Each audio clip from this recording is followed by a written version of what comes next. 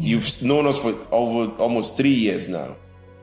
We are still the same people you spoke to 3 years ago. Yeah. Nothing has changed. Absolutely. How can we help other people who are doing what you're doing to not crash and burn? So I was so happy about the book. The book is going to be here forever, you know. People will read it years and years to come. I want to fill up stadiums and just people coming together, listening to good music and just worshiping God, you know, uplifting each other. I don't care if you're Christian or you're not Christian, but do you believe in God? Come over. You know, like, that's my biggest dream. My biggest dream is to bring the world together to just recognize and appreciate God. Ling and Lamb, I met them back in 2021. They had just launched their channel a little over a year prior and were already doing gangbusters. And now, 3 years later, they're even more successful. I feel like I don't need any introduction for you two. I've got Ling and Lamb here, YouTube superstars, Instagram superstars. You've got your awards in the back showing how many followers you have, right? Yeah. That's that. Are you platinum? So it's the silver and the gold. Yeah. Yeah. So we still got some more work to do, but from your lips to God's ears. Exactly. Well, that's part of the reason why I was so excited to talk to you guys, because, you know, out of a lot of people that I've talked with, and I've had many conversations, you guys have one of the most fascinating rises I've ever seen. Does anybody ever compare you? Well, first off, how would you introduce yourselves? Are you influencers? Are you creators? Are you comedians? You know, it's funny. Even, you know, we've been doing this for almost 5 years now, and we still struggle with it because we just see ourselves as Ling and Lamb, two people just having fun on the internet with our community. But I think when people actually force us to give a title, we say digital creators. We say creators. And then sometimes we just say we're influencers. Yeah. You know. So it kind of. And then I'm a musician and she's a model. So it's like, just leave us alone. We're just Ling and Lamb. Well, for those who have been living under a rock the past 4 years, what is Ling and Lamb, and where did you guys get these names? So Ling and Lamb nicknames, right? So Ling is a family nickname that I've had since I was like 9 or 10. Yeah. And Lamb is actually a derivative of his official name, which is also his stage name, Lamborghini. So I was like, I'm never calling you that. Yeah. I like the way Lamb sounds. It's so cute. And we've just been rocking with that since the beginning. It was literally even there for our wedding. Yeah. The wedding of Ling and Lamb. Ling and Lamb. And we were not anybody, like, we didn't even do social media at the time, but we just called our wedding Ling and Lamb when we got married. Yeah. So that's where the name came from, basically. Yeah. Well, I mean, and you have two completely different cultures. Yes. Yeah. Dominican and Nigerian, correct? So I'm a mix. I'm Black, white, Portuguese, and Jewish, and then Bambi is Nigerian. It's okay. It's okay. I thought you were Dominican this whole time. I did a lot. I got Dominican before. I've got. Wait. You're Black, white, Portuguese, and Jewish. Okay, you are definitely American. Yeah, okay. And sometimes, depending on, sometimes they see it, they're like, "Are you Indian? Yeah. Are you from the Middle East?" So it's a lot. It's like, I'm like, yeah, I'm ethnically ambiguous. So, as for me, I'm just blessed that I ended up getting married to the real Miss World. You know, that looks like everybody, you know, Miss. So that's who would have thought? And then you're.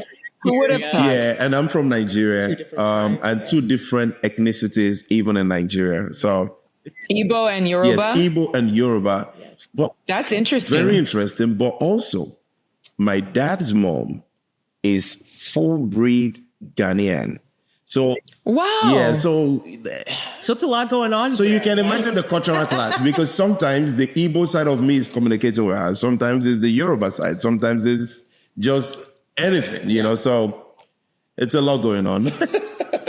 And you bring a lot to the table because, you know, ever since I first saw you, and I don't know if people who are a certain age will understand this, but maybe a lot of people might be too young, but there was this show back in the day called The Honeymooners. Oh my gosh. Yes. Yes. You guys remind me of the modern day multicultural honeymooners. Do you understand that? So I grew up watching that show, especially every New Year, plays like a marathon. So I love them. I think you've seen it. Yeah, you guys showed me But we once. get a huge amount of people saying we remind them of Lucy and Ricky. Yeah. That's who we were for Halloween. That's back then. Lucy, I'm home. Ricky, is that you? Oh, cute. But it's that same dynamic, like that, like we banter, but we love each other so much. It's like all the things. So we get that a lot. Well, and this timing, the comedic timing has a slapstick element to it, especially from Lamb. And then like that, I'm going to the moon, Alice, to the moon. And I could hear Lamb saying things in that tone to you. And you're kind of like, just like batting your eyelashes. Well, honey. Yep. And just kind of like that calm. Yep. I don't know. It's fascinating. I'll give you a good example. When we met, she started this whole thing in a wild crocodile, later alligator. Oh, yeah, later, I'll be like, later alligator. And then he'd be like, and I'm like, in a wild crocodile. Then she wants me to be replying in a wild crocodile. I'm like, just leave the crocodile alone.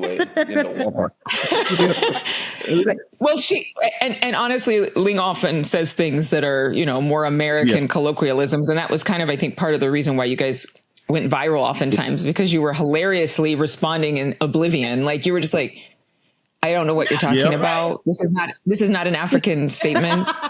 And I've never heard this in America either, because not everybody says those things. Somebody telling you, don't let the bed bug bite. That still lives with me forever.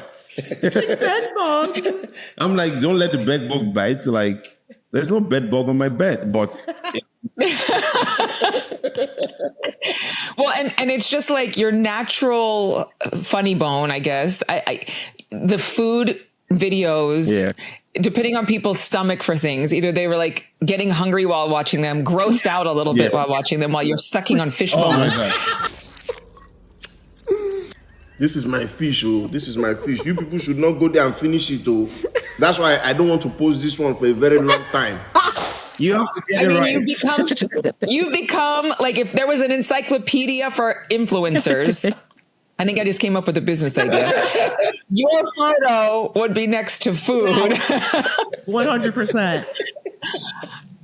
Was any of this planned? I mean, did you guys sit down one day and say, you know what?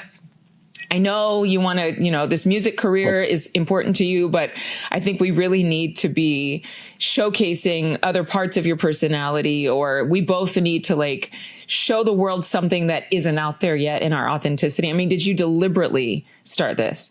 No, not at all. It was totally accidental, if you will. Literally towards the end of 2020 COVID era, we were just playing around. Lamb had a friend of his sent him some food. That was Nigerian from New Jersey. And she was like, try it, because he had missed home.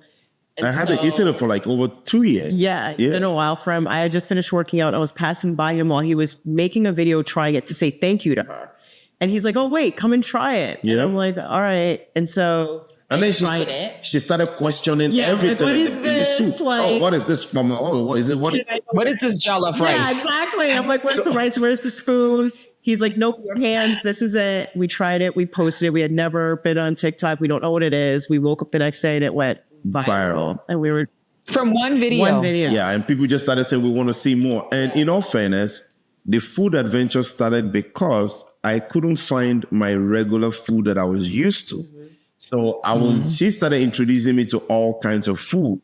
Yes. Like, oh, go and try this. Come and try it. So it ended up being a blessing because it became what it became, But if I had access to just my Nigerian food at the time, that food aspect wouldn't have happened. But, I was just experimenting. And that's why when she was questioning all the ingredients, all the elements in the soup, I was tired of explaining. I was like, enough. Like, I've not seen this food in 2 years. You're not going to make me start explaining. You gave me a bite and you were like, go. I gave her a bite and I said, leave. But I've seen you guys get into fights about the food. I mean, again, there's never any like violence. No. It's always in jest, but it's so funny seeing you get upset about a meat patty or beef patty. How do you say it? Look, who sees? Can you tell that I've watched the Yes, channel? you have. Who sees a beef patty sitting comfortably in the fridge and thinks it doesn't have a owner? No, I understand, because I mean, I'm still looking for an Indonesian restaurant. Right before I started my TV career, I was a waitress at an Indonesian restaurant in Manhattan Beach, California. Okay.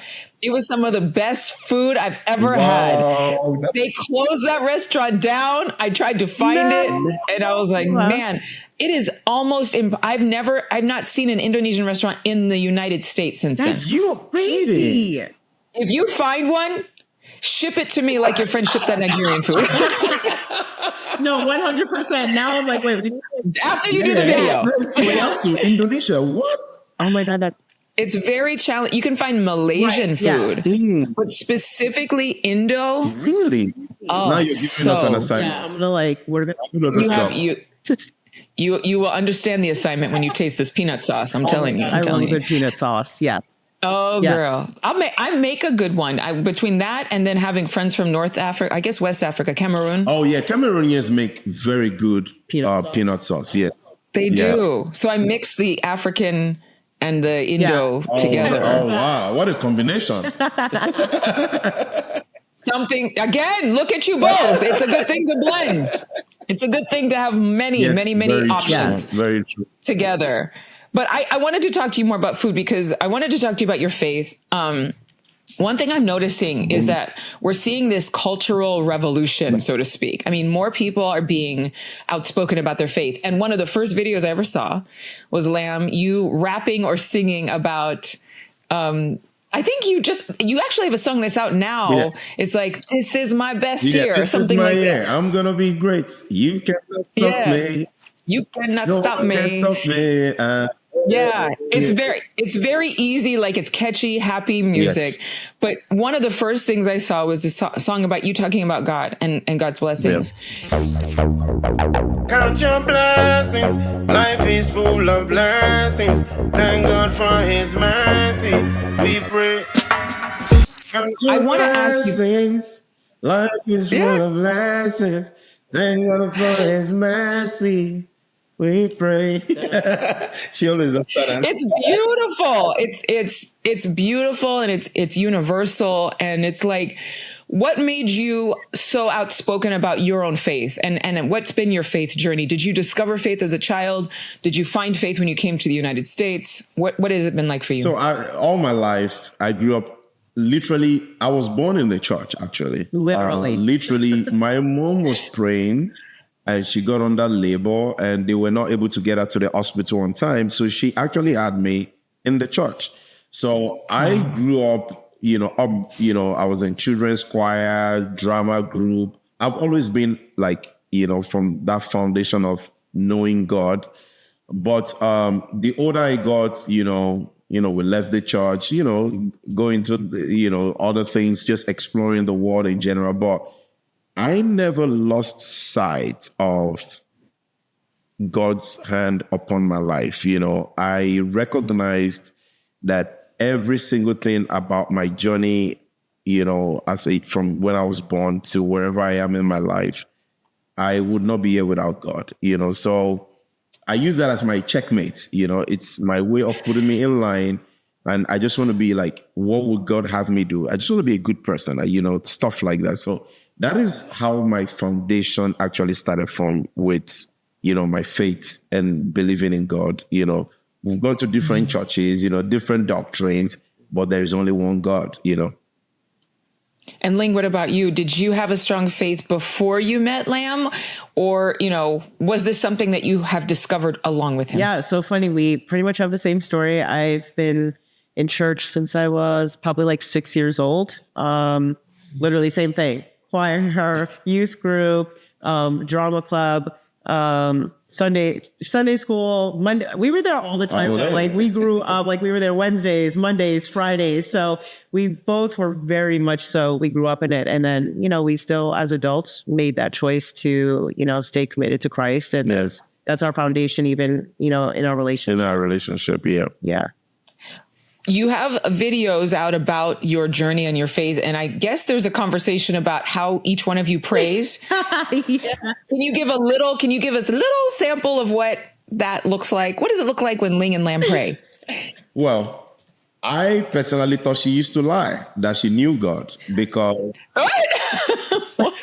I'm coming from a background where when we are praying, the house is shaking. You're speaking in tongues, you're calling out all the Father, Lord, I call on you right now. All of those things, It's passionate. Yeah, you're giving, and then The fire. yes, and then she's praying. She says she's praying. I don't hear nothing. Sometimes no words. It's just communication between me and God. So when I call her, like when we just started, I'm like, let's pray. I'm waiting for her to pray. And she said she's done. I'm like, what do you mean by you're done? I did not hear you pray. So I'm like, yeah, and the neighbors are hearing you pray right now. Like, down. Literally, we have a contents. You get to see it. Yeah, we'll send it to you.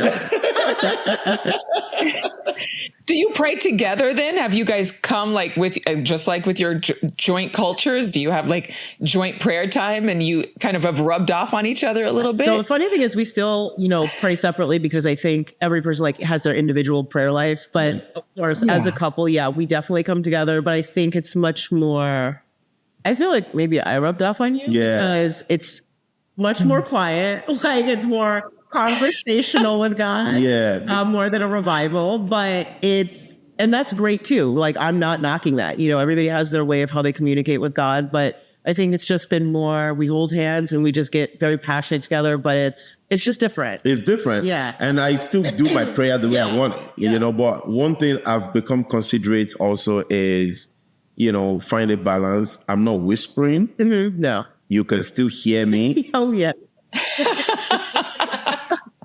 Ling, I think that was a little hint. Like that was a little bit of baby shade, prayer shade. You can still hear me. Prayer shade, for real. You can still hear me, but it's just that I'm not just, what is the word? As loud. As loud, yeah. I think it's interesting. Like there was a time when to be famous, you had to know the right people. You had to have an agent. You had to have enough resources, whether that was money or connections or power. And then there was a shift and everybody dreamed, small town people have been making their way in Hollywood forever, right? But now it's like, instead of appealing to the big studios or the big networks, people are taking broadcasting into their own hands. People are taking their platform into their own hands. Social media, thank you. It's innovative. Mm-hmm. Do you think that there's been an innovation in how people deliver the message of faith? How they deliver that part of their life? Because I think before it had to be so compartmentalized. Yeah. Your faith was behind a closet door. Right. This was your prayer closet. Yep. Nobody knew anything about your faith life. You just had to be a good person. Yeah.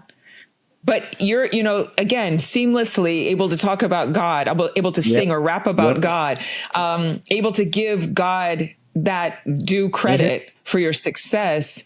Do you think something has been disruptive in the atmosphere, so to speak? You go, because I have a whole thing to say about this, but I'll let you go first. Well, no, I was going to say, I think, with the new way of broadcasting, being able to produce content the way in which we want, the way we see it, has allowed us to have that freedom where, we're not like overly churchy. We're not like, hey, call us Pastor Ling and Lamb, but we spread God's message, his love and his lessons just through our content, our lives, just our regular conversations. And we love actually hearing from people who are non-believers who are like, we're not necessarily Christians, but like, we love what you guys are talking about. We want to learn more. And isn't that the goal, right? Yep. To reach the unsaved, the people who don't know much about God, Christ. So that's really amazing that we have that power to be able to do that without, like you said, hiding it and keeping it on the back burner. And for me, I would say this is the first time that most people can relate to the everyday life. Because if you look at most religious books, are written in parables. Mm-hmm. And most of the pastors or leaders that are leading, they speak a lot in parables, so you have a whole generation of people who feel like, God, where are you? Just because they missed the format of communication. But what we have today with social media is now you're seeing the everyday people come online, talk about God, and the everyday people watching can relate to it. Mm-hmm. They have been able to break down those parables into reality, making it more understandable. And for us, that is something we're very proud of. We have tons of emails of people or messages over the years, people saying, I was going through, chemotherapy, and you guys, your videos kept me going. Mm-hmm. I play your song, God is not done. I play your song, This Is My Year. I had a very tough day, but your song uplift. That is what this is all about. Yeah. So we're grateful for it. And we're grateful that a lot of people are using their platforms and using this social media as a medium, to make people understand, that God is real. Mm-hmm. And the application might be wrong over the years or wherever way you feel. But look, it's real. Mm-hmm. It's applicable. I'm here. I'm a testimony of it. Yeah. And we say it all the time. We are testimonies. Like you said, the Hollywood, literally, we started our journey from our devices and reached billions of people all over the world. Mm-hmm. So if that is not God, I don't know what it is. Yeah. That is God right there. For sure. Yeah, absolutely. You guys have become, I think I was watching an interview that you did on YouTube, and I think it said, how many billions of times have your videos been watched? Was it 7 billion? So no, currently we're over 3 billion. I love that though. I keep promoting you. Yeah, from your lips to God's ears. Father Lord, thank you for using 7 billion. Yeah, you heard it. Wow. Yeah. I mean, that's amazing. Yep. And I mean, I would just think that when you didn't plan on it and you had no intention of it, but it became this thing where people were like, yeah, give us more. Yes. So you decided, you know what? Okay, we will serve another video. Yep. We will serve another song. Yes. How has your faith kept you grounded? Because it's not all, it's wonderful and it's fun and it's exciting, but it's more work. Yeah. It's more time. Your whole life, completely, whatever you knew is gone. Yeah. So how, is there a special way that you are staying grounded in your faith? Is there a verse that you stand on? Do you have a tighter, smaller inner circle than maybe you did before? How are you handling ascending this fast, this much? I think I've always had I'm very introverted naturally. And so my circle has always been extremely small. Yep. So they help keep me grounded. I think as people, Lamb and I are naturally very humble. I mean, people will see us out and be like, oh my God, hi. And I'm like, wait, why are they saying hi? And I'm like, oh my God, honestly, because we don't look at ourselves like that. Yeah. And so, always just making sure that, we stay, again, it's so ingrained in us. So we're always being grateful to God for what we have. And I think when you have that extreme level of gratitude, it's almost impossible to become anything other than super humble because you're just grateful for everything that you have. And so that always roots us and keeps us connected, to God that way, in one way. And I would just add to that and say, when you remember that everything you have today was once a prayer request. Yeah. You never lose sight of it. That is one. Two, when you also understand that there are so many billions of people in the world. Yeah. But out of all the billions of people, one way or the other, the effort you're putting in is being recognized, be it by one person, two people, or billions of people. Mm-hmm. Those kind of things just keep you in this forever state of gratitude. Yeah. Our biggest thing, literally January this year, after our prayer, she said, I know we're grateful, but I think we should be more grateful. I'm like, yes, we're very grateful, but she's like saying, And we say that to say, because of the work we do, the pressure that comes with it, the tendency of beginning to complain, or the tendency of beginning to feel like, God, where are you? Or, because now you've forgotten about the fact that God has blessed you with all these things, but now you have new goals. Yeah. You have new ambitions, and they probably are not coming quick enough. And then you might start getting a little bit above yourself and saying things that you're not supposed to say to God, but gratitude keeps you in this space where you say to yourself, I didn't even have this. And it gets, Yeah. that means all these other things I'm expecting, he will, God is going to come through. So gratitude, once you have gratitude, That's enough, truly. Yeah. Gratitude makes the little things enough. Yeah. I have one more question, and then I want to hear about your book, because I found, and it's something that a lot of people don't speak about, but as you ascend, as you reach other heights of success or get those prayers answered, as you mentioned, there's an internal work that goes on the inside of you. It's like everything that was inside of you is getting shaken up like a snow globe. And the good things that are in you are coming out, but some of the insecurities are coming out. Some of the hidden wounds from the past are coming out. Like, the person that you are is being shaken, and it's almost like it's coming up so that you can deal with it and sweep it away, or you can embrace it and strengthen it and maximize it. Have you noticed, like, with the cameras more on you, which again, especially for an introvert, my goodness, I guess it's nice to pretend that nobody's watching you and you're in your house, but all these people, millions of people are watching you. Have you found, like, someone? Do you find it more with each other when you're kind of like decompressing or processing some of those things that come up from the inside? Or is it a pastor, or is it a spiritual leader, a friend who's, strong in the Lord? Because I find that it's not just like a therapy session that you need. It's really like finding out what's inside of you and unlocking things that you didn't know were there. Does that make sense? Yeah, I know exactly what you're saying. Yeah. I would say in our own case, she is that person for me. When I'm happy, worried, or I see a strange side of me that I didn't know existed, for example, I never knew we were going to be Ling and Lamb when I fell in love with her.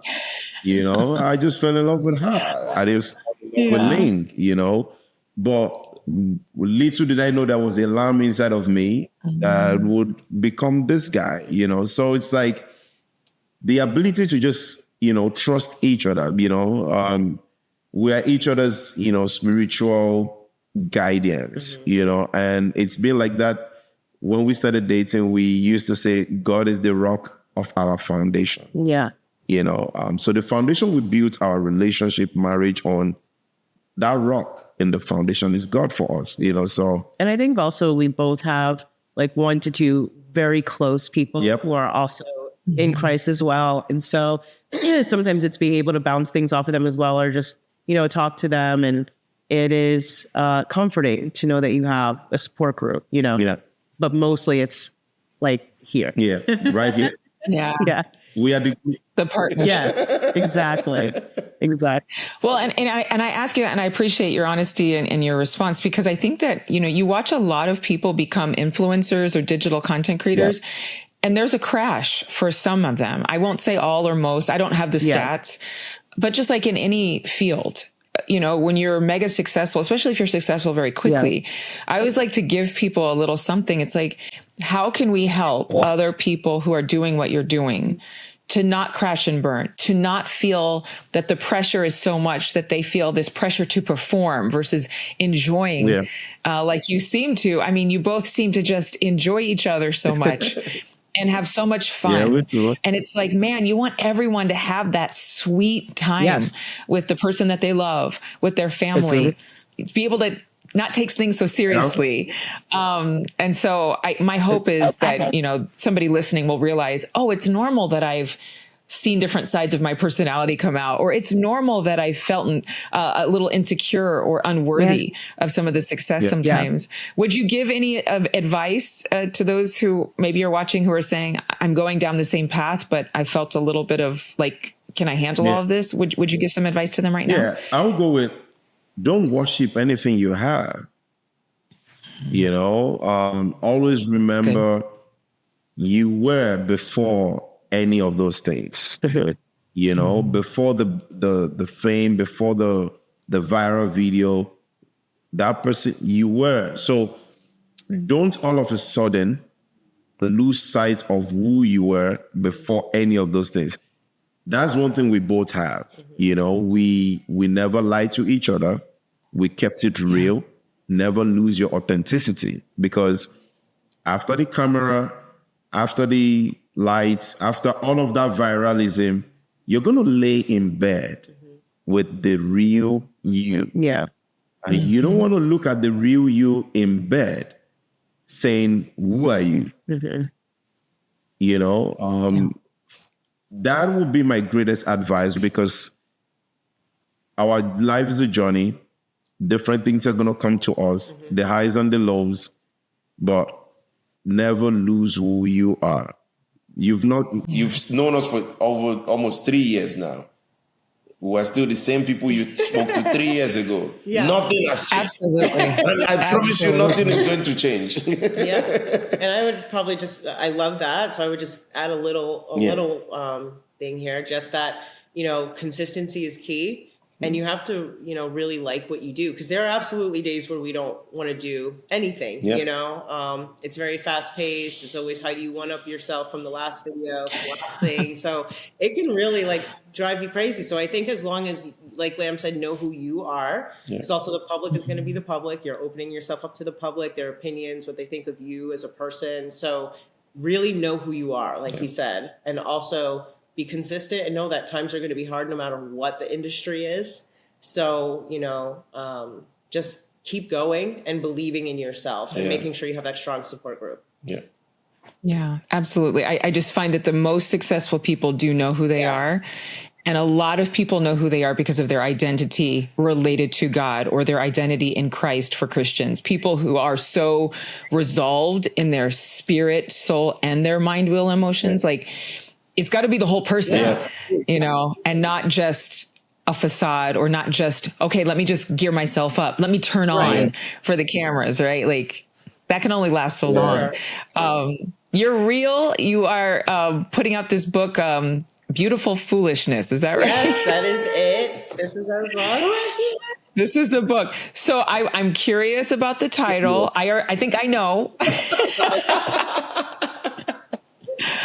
Tell me how the title came about. So we don't want to cut off on you, Adrian. So can you just grab the charger that's right there? So sorry.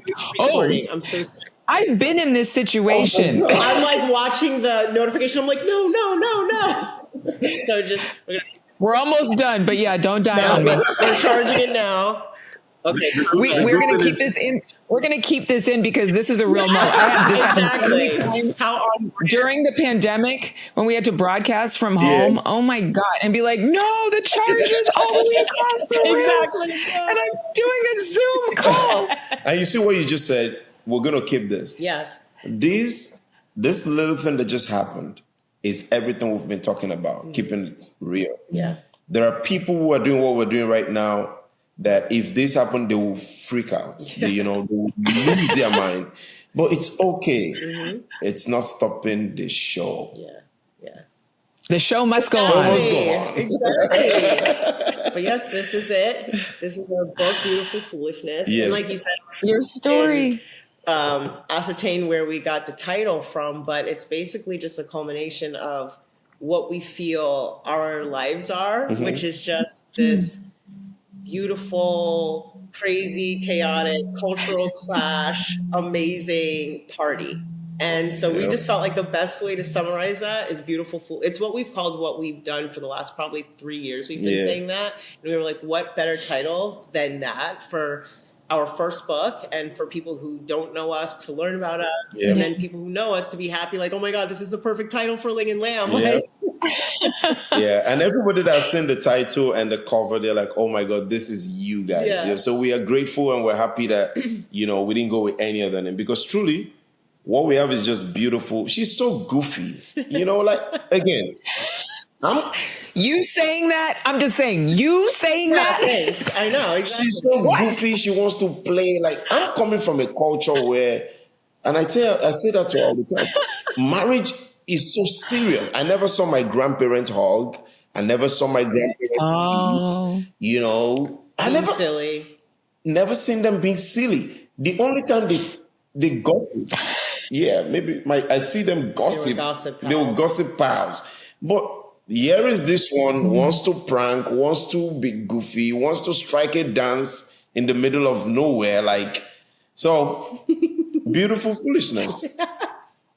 So now I get an insight that I didn't see before. See, I would think the video portrays Ling as the serious one and Lamb as the goofy one, but I think that Lamb is the serious one, Ling is the goofy one, and you both balance each other out in the videos. Yes, that is exactly it.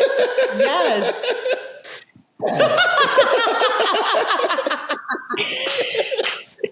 Birds of a feather flock together. I think you both have a goofy and serious side, but now I see it now. Like now it's like, oh my God, you guys are opposites in your videos. Yeah, hiding behind being introvert.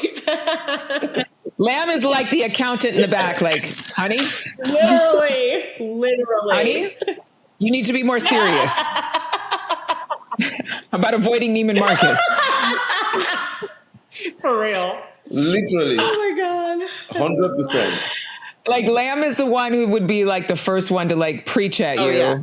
And then not in an encouraging, but powerful, poetic way. And then Ling would be the one in the front row, in the front pew of church, like making funny faces to see if you can make him laugh. I will give you a perfect example. The first time we just got married, I called her. I was like, I want to have a serious I always want to have a meeting, and she hates it. She's like, why are you trying to have a meeting? A meeting. That sounds like a business event in a marriage. So I said to her one day, I said, I would like to talk to you about your savings habits. When you just got married? Right. I'm like, that's so romantic, Lamb. I know. She says, what about it? Well, you already married her, so you're asking her to change now. You might have had that conversation before the honeymoon. Right. Exactly. I'm just saying. Adrian. You got her now. So you might want to talk about your savings habits, right? Oh my gosh. So it's nonstop, you know? So will people learn more about you in the, is it a memoir? Is it a biography? Is it a dream book? Is it here's what we came from and now here's where we're going? Adrian, you literally just took all the genres and put it in one. That's exactly what this book is. Add a dash of inspiration and journaling as well. Yeah. And that's exactly what this book is. A very conversational piece with us learning about, who we were separately before we came together, how we met and how we started on this journey and how we got to where we are today through intentional living and our faith. Yeah. I love this. Okay. I'm very excited. One more question. And I know you guys probably have to shoot a video. Literally. What? You got a content calendar. I already know. What do you see for the future? I mean, is there any dream that you can share? Obviously, I think that dreams are very sacred. I don't ask people to just go willy-nilly, but is there anything that you can share that you're looking forward to? Do you have a 5 and 10 year plan? Or is there something that you're saying, you know what, this is something that I could tell the world I want manifest in the future? Yeah. It's a lot, but I'll go with the obvious ones. We want to be able to take this mostly because we've seen how impactful it is and the way people, the comments and everything, we want to be able to take it to the next level. Maybe have a TV series, about it. Continue to figure out ways to keep documenting it, beyond just, that's one of the reasons why I was so happy about the book. The book is going to be here forever, People will read it years and years to come. So part of the dream will be, can we take it up there? Can it become a series? Can it become... a series from this is really what we're praying for, from our mouth to, God's ears and manifest, hopefully in the near future. Yeah. But yeah, I think that that's a safe one to be able to share. Yeah, and for her, like I know beauty, Yes. beauty products, beauty line. Yeah. Have our own personal beauty brands in all over the stores. Yeah. And for me, music, you know, Yeah. I want to be able to, you know, I want to fill up stadiums and just people coming together, listening to good music and just worshiping God, you know, uplifting each other. I don't care if you're Christian or you're not Christian, but do you believe in God? Come over. You know, like that's my biggest dream. My biggest dream is to bring the world together to just recognize and appreciate God, basically. Wow. Well, we said a lot of things from our lips to God's ears today. Yes. And I love the dreams. And I am so excited to see what happens next as you continue to stay grounded, stay real. Thank you. And stay hilarious because you guys are so funny. And I'm trying to imagine that series. I'll be texting you later, Ling, about what that looks like. Because if it looks like The Honeymooners, it's a hit for sure. Yes, exactly.